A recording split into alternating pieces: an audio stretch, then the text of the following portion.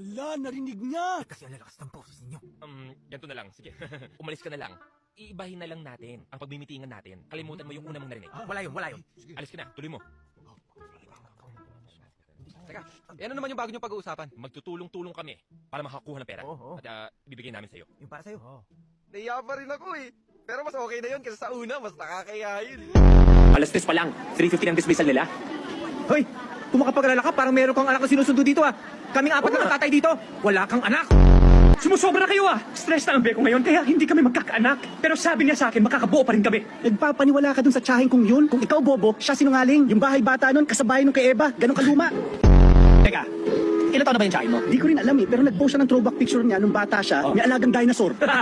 Jurassic!